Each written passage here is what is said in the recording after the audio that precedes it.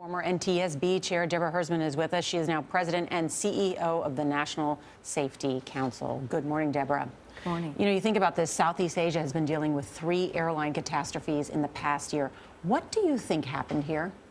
No, I'd say this is incredibly unprecedented to see 3 aircraft losses coming from the same part of the world. But I think in this case, it's a very different situation, and investigators are going to be looking closely at that flight track, the last communications, and really trying to target that debris field and the recorders. What about the issue of severe weather? Could that have caused a plane this size to come down?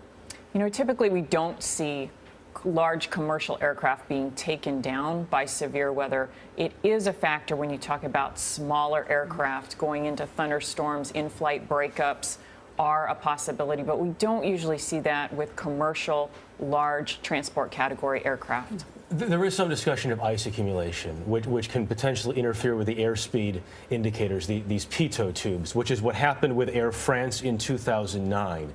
That, based on what we know about what the pilots said and the area where they're in, would seem like one theory here? Sure. I think that investigators are going to be looking at every theory, and certainly Air France 447 showed us that there could be a malfunction as far as these pitot tubes icing over and not getting reliable airspeed indications back into the cockpit. But one of the challenges here is not just the equipment, but it's how the pilots in the aircraft are responding to any equipment failures or anomalies, and they're going to be looking at that very closely. You mentioned that, and the sad reality is we've had a series of high-profile aviation disasters, and we've all now heard about these distress signals. Do we know in this case were the pilots even able to send an alert that something wrong was happening? So far, the information that we've heard from the authorities on the ground is that they asked it for clearance to a higher altitude. There wasn't any distress signal that was sent that's been reported at this point.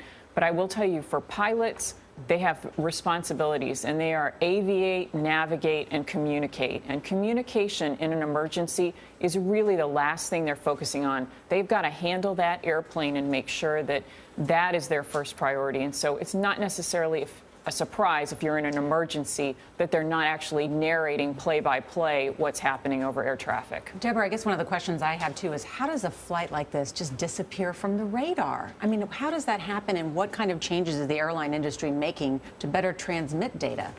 I will say that this is one of the biggest issues today is after the disappearance of MH370 is why we don't have better tracking of aircraft in these dead spaces. Deborah Hersman, so many thoughts and prayers with those family members. Thank you so much.